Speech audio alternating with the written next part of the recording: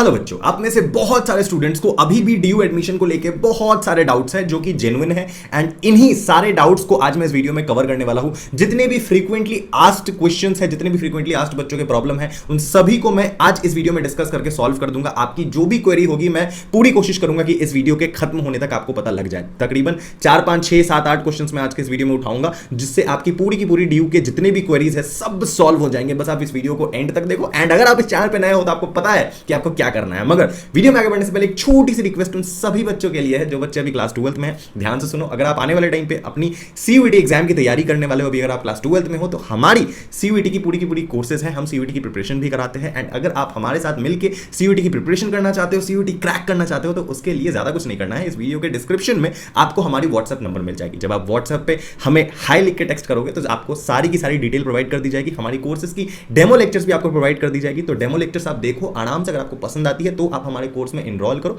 ज्यादा कुछ नहीं करना, डिस्क्रिप्शन में आपको नंबर मिलेगी, हाय भैया लिख के छोड़ देना। ओके, सबसे पहले जो मेजर क्वेश्चन है बच्चों के द्वारा पूछे जाने वाली, ध्यान से सुनो, बहुत ज्यादा इंपॉर्टेंट है, आपकी सारी प्रॉब्लम सॉल्व होने वाली है इस वीडियो में।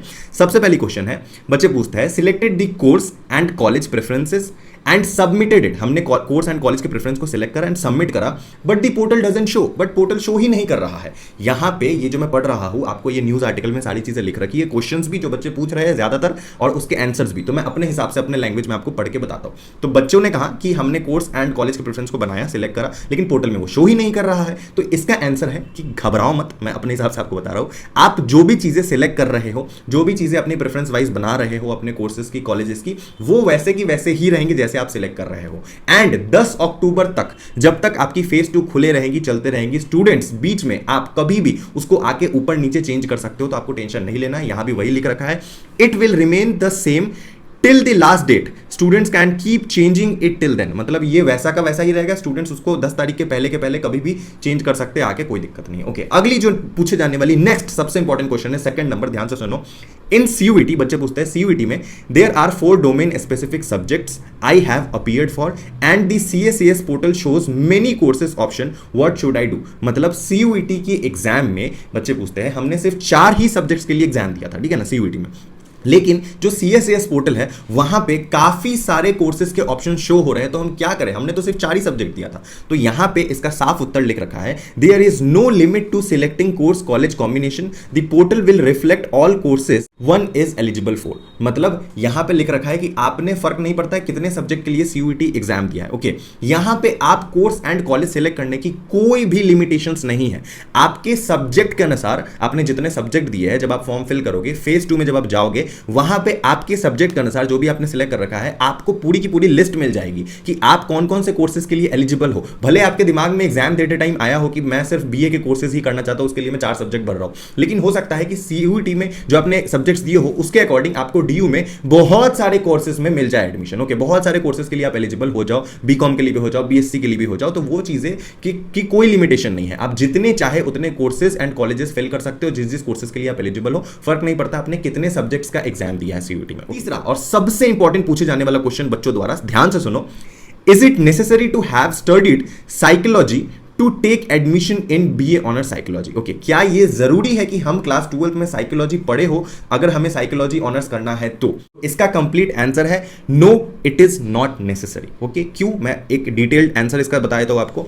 For admission in BA psychology honours the score will be calculated on 1 language, 2 domain specific academic subjects, and 4th can be either be a vocational और एकेडमिक सब्जेक्ट। ओके, मतलब ये जरूरी नहीं है आपके, अगर ये सब्जेक्ट्स ऑलरेडी है, 1 लैंग्वेज, 3 डोमेन एंड वोकेशनल वगैरह सब्जेक्ट्स, तो आप आराम से आप इसमें एडमिशन ले सकते हो। ऐसा कोई भी हार्ड एंड फास्ट रूल नहीं है कि वो सब्जेक्ट होना ही चाहिए आपको क्लास 12th में, तभी आप उसमें ऑनर्स कर पाओगे। ये चीज नहीं है, ये रिक्वायरमेंट नहीं है। ओके, उसके बाद जो नेक्स्ट 4th नंबर सबसे ज्यादा पूछे जाने वाली मोस्ट इंपॉर्टेंट डाउट है, if I opt for admission in the sports quota, अगर मैं स्पोर्ट्स कोटा में एडमिशन के लिए अप्लाई करता हूं, will I be considered for admission under general list, तो क्या मेरा जो एडमिशन है वो जनरल लिस्ट में काउंट किया जाएगा? ओके, तो इसका साफ आंसर है यस बाबू। क्यों ऐसा है मैं बता देता हूं। Yes, an application under sports quota will have no bearing on the merit list, sports quota will have different merit list. मतलब आपकी जो मेरिट लिस्ट आएगी, आपकी जो काउंसलिंग लिस्ट आएगी, उसमें स्पोर्ट्स कोटा का कोई भी लेना देना नहीं है। अगर आपने स्पोर्ट्स कोटा से अप्लाई करा है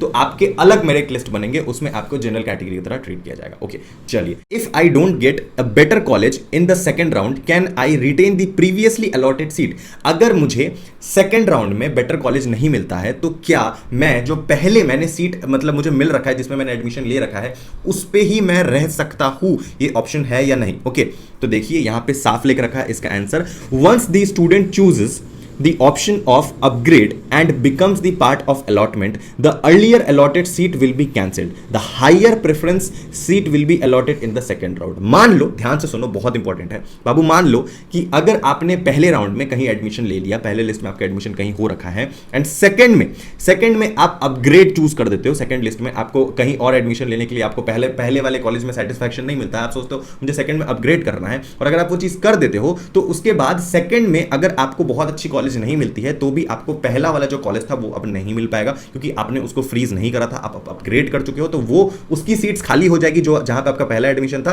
और वो सीट फिर किसी और को अलॉट कर दिया जाएगा। तो इस तरीके से एडमिशन प्रोसेस काम करेगा। तो आपको ध्यानपूर्वक अपने एडमिशन को लेना है, मतलब अच्छे से सीट को बुक करना है, कहां एडमिशन लेना है, कहां नहीं लेना है, ये चीजें आपको अच्छे से बारीकी से समझ के कहीं भी अपना सीट को बुक करना है, रिजर्व करना है। ओके, वो टिप्स मैं आपको देते रहूंगा, डोंट वरी। अभी आगे बढ़ते हैं नेक्स्ट क्वेश्चन पे, ठीक है। क्वेश्चन जो है ये बहुत ज्यादा पूछे जाने वाला क्वेरी है, मेरे से तो पर्सनली बहुत कमेंट में आज भी लोग पूछते रहते हैं, मैं आप लोगों की प्रॉब्लम को सॉल्व कर देता हूं, डोंट वरी। जो भी बच्चे टेंशन में है आज तक, if I forgotten to attest the documents uploaded will my admission will be cancelled। बहुत ऐसे लोग होते हैं जो अपने डॉक्यूमेंट्स को सेल्फ अटेस्ट करना भूल जाते हैं, मतलब उसमें लिखना कि सेल्फ अटेस्टेड करना, वो चीज नहीं हो पाता उनसे। एंड वो बहुत लोग ऐसे होंगे जो जिन्होंने कर भी दिया होगा, सेल्फ अटेस्टेड करना भूल गए होंगे या नहीं किया होगा, छूट गया होगा। तो ऐसे केस में आप कितना ही बोलूंगा, घबराए ना।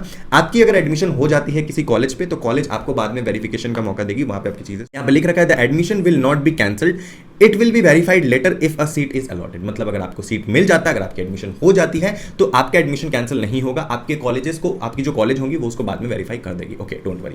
उसके बाद एक बहुत ही कॉमन सा क्वेश्चन है जो बच्चे पूछते हैं, will do you take CUET percentile और normalised score? Delhi University CUET percentile लेगी, नॉर्मलाइज्ड स्कोर, दोनों में से क्या लेगी? तो ध्यान से सुनो, घबराने की जरूरत नहीं है, यहां पे सिर्फ और सिर्फ आपकी नॉर्मलाइज्ड स्कोर ही दी जाएगी।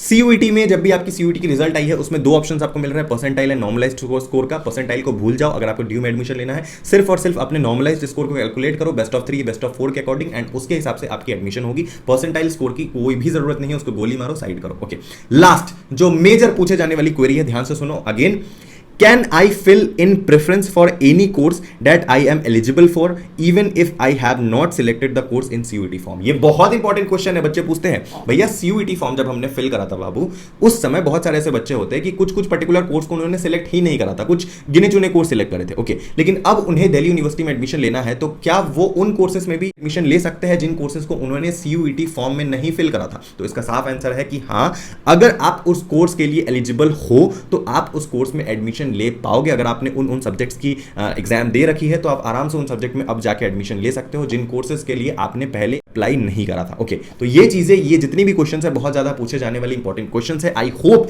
कि आज की इस वीडियो में आपके तमाम जो भी डाउट्स थे वो सॉल्व हुए होंगे। और भी कोई डाउट्स बच रखे हैं तो नीचे कमेंट करो, मैं उसको भी सॉल्व कर दूंगा। एंड अगेन, अगर आप CUET की तैयारी करना चाहते हो तो डोंट वरी, आपके लिए हमारी पूरी की पूरी CUET के कोर्सेज है, हम CUET की प्रिपरेशन कराते हैं। नीचे इस वीडियो के डिस्क्रिप्शन में आपको हमारी व्हाट्सएप नंबर मिल जाएगी, वहां पे जाके बस आपको हाय भैया लिख के टेक्स्ट करना है, बाकी आपको सारे डिटेल वहां सेंड कर दी जाएगी, डेमो वीडियो, फॉर्म, एवरीथिंग। आप डेमो वीडियोस देखो, पसंद आती है तो कोर्स लो, नहीं पसंद आती है तो इट्स ओके, चैनल पे बने रहना। मिलते हैं अगले वीडियो में, love you, tata, bye bye.